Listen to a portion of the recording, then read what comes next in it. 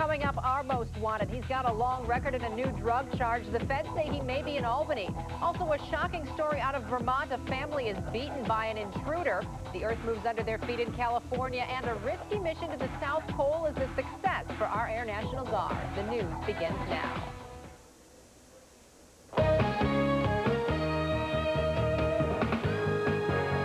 And now, the Capital Region's first.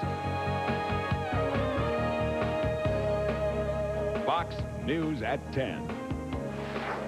A bloody battle plays out inside a Vermont home. The people there say they were attacked by a man wearing a mask and wielding a baseball bat. Good evening, everyone. I'm Ann Hughes. First on Fox tonight, one of the victims is in the hospital fighting for his life. His loved ones are recovering from the fight of their lives. When a man barged in and began beating them, even biting them, it took the entire family to bring him down. The man's in custody tonight. The family's feelings of fear are still fresh on their minds. Fox News at 10's Dan Bazile has the exclusive story, and we warn you, some of the video you're about to see might disturb you.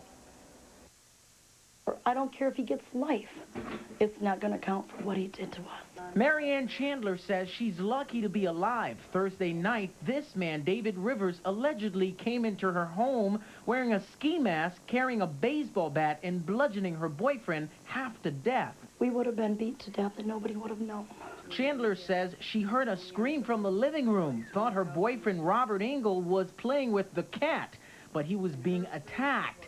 She tried to save him. Instead, the assailant hit her with a hard blow to the head. I saw my mom and my mom's boyfriend laid out on the floor, covered in blood.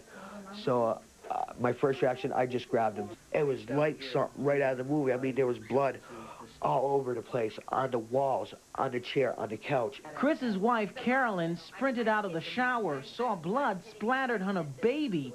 Without any clothes on, she joined in the fight with a mop stick. I just started beating the guy in the back with it and said, "Oh my God, there was blood on my baby," and I just kept doing it. Chris was able to subdue the intruder. He was bitten badly in the arm, but held on until cops showed up. There was 3 subjects holding 1 male subject down, telling us to put handcuffs on him. The officer responded, put the cuffs on the subject. It's still unknown how he entered the residence and exactly what his purpose for being there was. The alleged assailant, David Rivers, is an old acquaintance of Chris Chandler. The family guesses he was looking for money. Now they want to make sure he gets what he deserves. He needs to suffer the way we did. He needs to be attacked. He needs to be brutalized the way we were. Tonight, David Rivers is sitting here in the Marble Valley Correctional Facility and facing a number of assault charges. But police say that could all change to more serious charges depending on the outcome of Mr. Engel's condition. In Rutland, Dan Bazile, Fox News at 10. On to the weather now. Get ready for the clouds to roll in tomorrow. Here's meteorologist George Caldes with the Fox First Forecast. Hi, George. Hi, Anna, and good evening, everyone. Yeah, I think we'll have some clouds starting to move in later tonight, but most of our cloudiness and moisture will come from the west rather than the south. Hurricane Irene starting to move up the eastern seaboard. It looks like we're going to miss most of it. That's actually good news. We don't need a lot of rain like we had with the last system. Let's look outside, see what we had today. For high temperatures, 65 in Albany, 67 in Glens Falls. So a little bit warmer than what we should be this time of year. And out over western New York, it was a little bit warmer, 75 in Buffalo. And Syracuse reporting in at 72 degrees. Here's the satellite loop over the past 12 hours. You can see why we had a nice day, clear skies, lots of sunshine, but we can see cloudiness now approaching toward Buffalo and Watertown. And those clouds moving in later tonight and probably tending to thicken up as we head through the day tomorrow. So overnight, clear early, increasing clouds. It looks like late tonight, temperatures dropping down to about 50 degrees. South winds holding temperatures up a little bit. 7 a.m. tomorrow morning, still a little bit of sunshine. 53 degrees. Watch what happens throughout the day. The front to our west really weakens. Maybe a shower later in the afternoon. Temperatures topping out in the middle 60s. And it looks like Irene's moisture, at least most of it, is going to hit southeastern New England and should miss us for the most part. We'll keep an eye on it. If it decides to come a little bit further westward, we could get some heavier rain. But at this point, it looks like probably a quarter to a half inch of rain as we head through tomorrow night into early Monday. More on that in a few minutes. It's mission accomplished for Air National Guardsmen from the Capital Region. Members of the Glenville-based unit completed a daring rescue at the South Pole. They picked up a doctor forced to treat herself for symptoms of breast cancer. She'd been stranded by sub-zero temperatures until today. Fox News at 10's Marianne Ondish has the story. The world watches as a New York National Guard crew braves the bitter cold at the South Pole and scoops up Dr. Jerry Nielsen.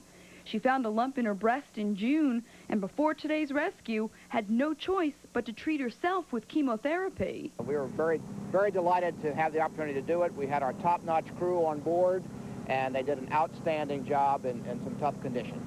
Temperatures of minus 60 degrees kept rescuers at bay until this morning, when it warmed up a little.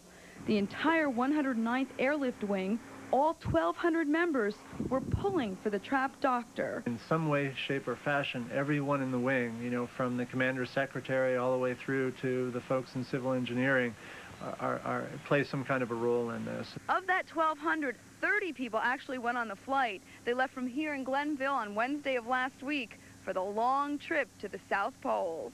They went from here to Travis Air Force Base in California, from Travis to Hickam Air Force Base in Hawaii, from Hickam down to Pago Pago in the American Samoas, and then on the following day down to Christchurch, New Zealand. Now that their patient is making her long trip back to the United States, the members of the 109th are headed home or to their next assignment.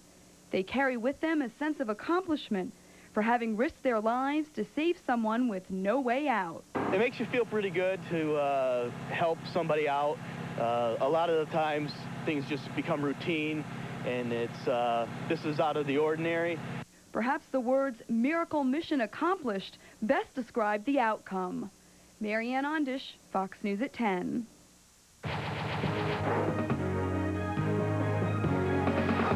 Topping national news tonight, people in Southern California are jolted out of bed, awakened and shaken by an earthquake. The tremors knocked an Amtrak train off its tracks. It also cracked an overpass, damaged roads, and knocked out power in some areas.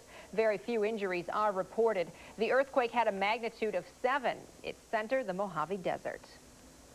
The Miami area reels from the wrath of Hurricane Irene. The storm dumped 1.5 feet of rain there, causing severe flooding and leaving about 1 million people without power. The water has turned streets into rivers, and it's seeping into homes. Irene is now eyeing the Carolinas, moving in a path similar to the one that Hurricane Floyd took. Investigators in Missouri want to know what went wrong. A hayride turned deadly last night when the tractor pulling the wagon careened down a hill and crashed into trees. A 12-year-old Girl Scout riding the wagon died. 21 other people are hurt. Many of them have broken bones.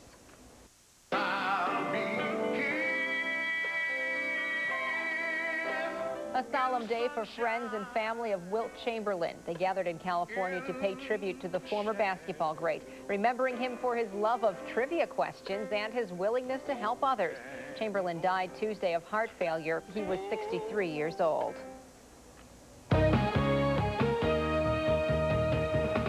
Coming up on Fox News at 10, a career criminal adding to his resume. The feds want to bring him down in Our Most Wanted. And the Bronx Bombers feeling down, but not out tonight. Stick around. Fox News, brought to you by Albany Dodge. U.S. Marshals say this week's most wanted fugitive in the Capital Region is a little old to be selling drugs, but that's exactly what they want him for.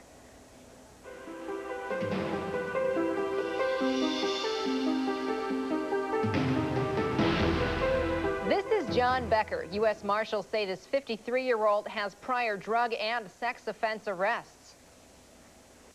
John Becker Thomas is wanted by the U.S. Marshal Service on a warrant out of the District of Las Vegas. He's charged out there with involvement in a criminal conspiracy involving large amounts of marijuana. He has an extensive criminal history involving drugs and sex offenses. The sex offenses involve minors. These happen in the states of California and Nevada. He is believed to be in this area, and he could possibly be using the name John Barnes. John Becker is 5 feet 10 inches tall, 140 pounds with blue eyes and brown hair. Again, he's 53 years old and has ties to our area. If you know where Becker may be, you're urged to call the U.S. Marshals at 4310101. There's a cash reward if your tip leads to Becker's capture, and your calls will be kept confidential. The owners of an East Greenbush bingo hall write out a big check, not to a game winner, but to the court. The owners of Bingo City, the DeBello family, Anthony, son Joe, and daughter Amy, pleaded guilty in August to taking part in a scandal, setting up bogus charities, then pocketing the proceeds of bingo games. Yesterday, they handed over $2,500 to the $25,000 rather to the court, part of their penalty. Another $15,000 will have to be paid within the next 60 days. The family avoided jail time. The Great Escape Splashwater Kingdom has some big plans. Officials for the theme park want to build a huge hotel near the park between Route 9 and the Northway. They would also like to donate part of that land to Warren County for construction of a convention center. Right now, both projects are in preliminary stages, but Great Escape officials are excited about the idea.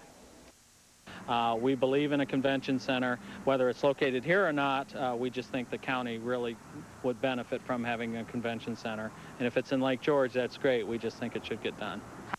Great Escape officials say a convention center would bring tourists to the area during the off-peak seasons and plenty of jobs year-round.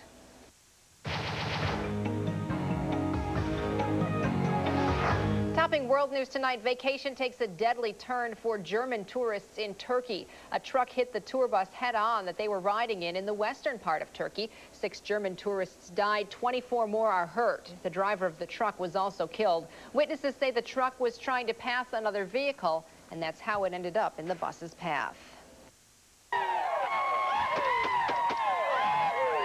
The bloodiest clash yet plays out between peacekeepers and militia in East Timor. Australian troops have killed 3 pro-Jakarta soldiers. The pro-Jakarta troops vow revenge. They say they'll launch more attacks against the UN-backed international force.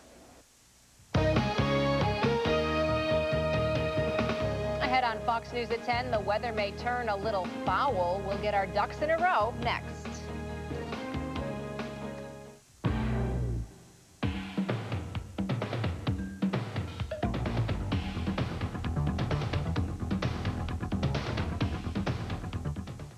Fox Weather, brought to you by Toyota. Real value every day.